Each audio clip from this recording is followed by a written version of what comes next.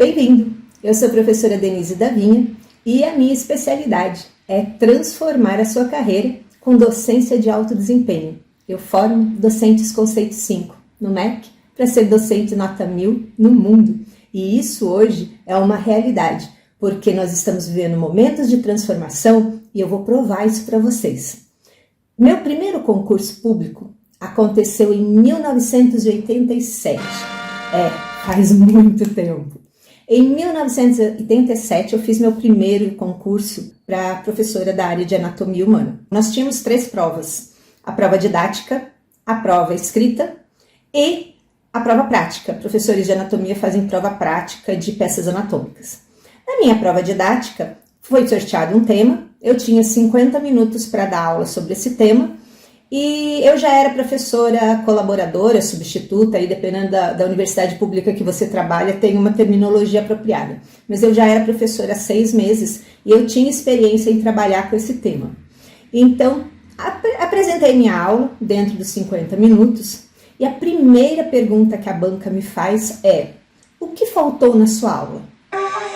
O que você responderia para essa pergunta? Foi difícil. A hora que eles me fizeram a pergunta, minha primeira reação foi: ops, faltou alguma coisa, pulei alguma coisa. Mas dentro de mim, a minha mente, a minha forma de pensar, quando eu fui para concurso público, todas as vezes que eu fui para concurso público e passei, era entrar na mentalidade da banca, entender como cada um deles via o processo seletivo e via o ensino superior, e me adaptar a isso. Então, quando a pessoa me perguntou o que você acha que faltou, eu conhecia o background daquele avaliador. E eu sabia que aquele avaliador era um avaliador que adorava dar aulas com muito conteúdo. Ele era uma pessoa que valorizava conteúdo. Portanto, em 50 minutos, nenhuma aula que eu montasse, obviamente, ia satisfazer a avaliação de um examinador como esse. Eu rapidamente virei para ele e falei assim: faltaram 4 horas. Ele olhou para mim e perguntou: por quê? Porque normalmente esse conteúdo eu dou em 4 horas de aula e não em 50 minutos. Com isso, eu estabeleci uma relação e eu quero usar esse exemplo para a gente começar o nosso papo. 1987. A década de 80 no ensino superior, ou no ensino de uma forma geral, foi marcada pelo conteudismo. Foi marcada pelo boom das novas pesquisas. Na década de 80 começava a se falar em computador. Quem aí mexeu com o IBM, quem aí aprendeu a digitar antes do Windows, né? Eu estava nessa época. E nessa época, conteúdo era tudo. Conteúdo era a razão de ser de todo o processo de ensino. Por isso que era o processo de ensino. E vem daí uma frase que era muito usada e que eu vou fazer um meia-culpa aqui, e eu usei muito, em que se falava: não, eu levei todo o conteúdo para a aula. O aluno não aprende se ele não quiser. É como se a aprendizagem ela fosse descolada do ensino. O ensino era um momento de autoridade, muito mais do que um momento de criar pontes. O ensino, muitas vezes, criava uma barreira entre um professor super e os estudantes e os alunos em outro patamar. Naquela época, isso me fez passar no concurso. Se eu fizesse um concurso hoje e um outro professor me fizesse a mesma pergunta, eu tenho certeza que se eu desse a mesma resposta, eu estaria reprovada. E aí vem toda a razão do nosso papo. Formar para conteúdos e formar para competência. Mas na verdade mesmo, vamos pegar esse papo, ninguém forma por conteúdo. O conteúdo é uma informação. O conteúdo em si não tem sentido dentro dele próprio. Se você pegar qualquer tema e digitar no Google, vai vir uma relação de conteúdos disponíveis em todas as páginas. Se você entrar em cada página, você vai ver que aquele mesmo conteúdo, ele foi flexibilizado para atender o foco daquela página, daquela abordagem ou daquele texto. E aí começa a primeira diferença. Conteúdo programático é informação. Conteúdo curricular é formação. E é aí que o docente conceito 5 sabe a diferença e faz diferença. Eu não preciso de conteúdo programático dentro das minhas unidades curriculares e dentro do meu programa de trabalho. Eu preciso de conteúdos curriculares. Mas para eu ter conteúdos curriculares, eu preciso saber para que eu estou formando. Eu estou formando para que tipo de perfil, para que tipo de profissional.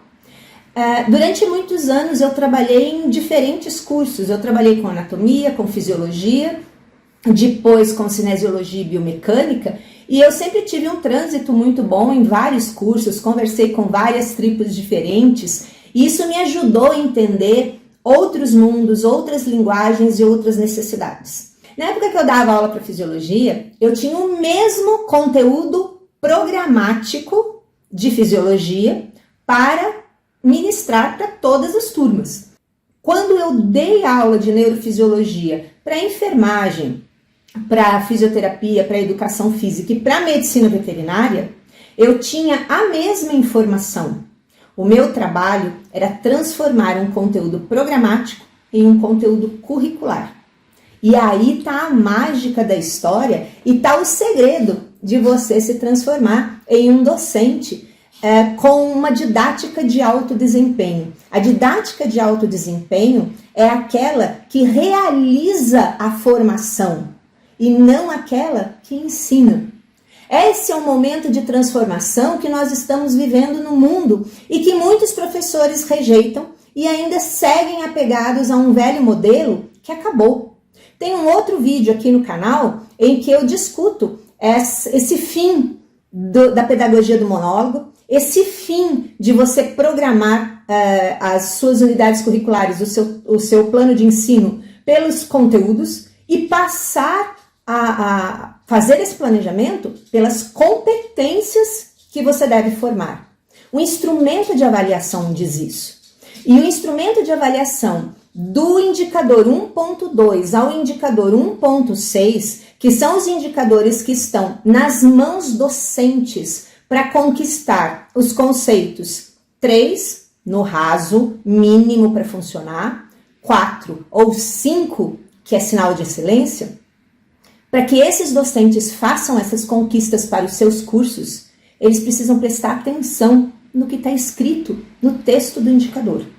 E quanto aos conteúdos curriculares, o texto é claro no indicador 1.5 que trata exatamente desse assunto. Tem episódio de podcast discutindo isso para você, para abrir o caminho para você pensar qual é o conteúdo hoje que você está programando.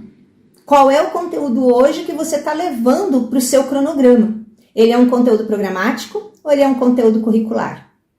Na prática, Denise, como é que isso funciona? Na prática, o conteúdo programático, você senta, pega uma lista de temas e coloca um em cada dia de aula, semana de aula, alguma coisa assim. Isso é conteúdo programático. Um conteúdo curricular, o planejamento começa diferente. O planejamento começa identificando os perfis das diretrizes para os quais a sua unidade curricular forma.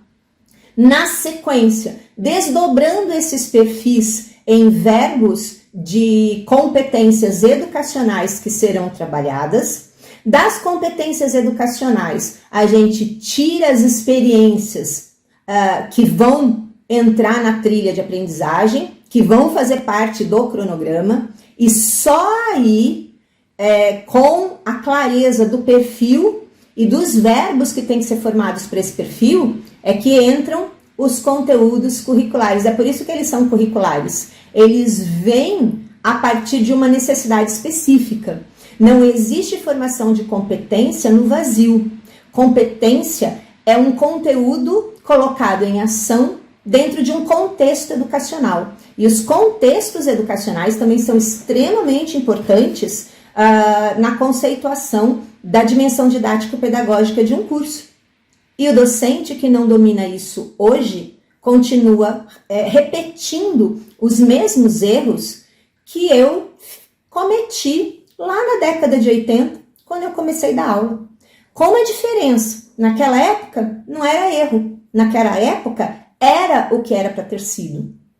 A partir dos anos 2000, especificamente a partir de 2002 a 2004, a gente tem o início das diretrizes curriculares nacionais em todos os cursos superiores. E a partir das diretrizes curriculares nacionais, começa a se falar de competências.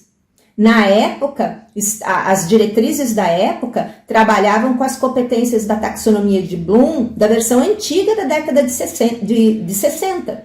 Competências, habilidades e atitudes. Aliás, tem gente que até hoje ensina, dá curso em cima dessas três. Isso já passou também. Hello! O mundo mudou e tem gente ainda falando de metodologias ativas, que é uma expressão que não se usa mais. Ela foi uma expressão forte, uma expressão de impacto, que veio aí por volta de 2010 a 2012 para mudar a cabeça de professores. E agora tem professor falando de metodologia ativa.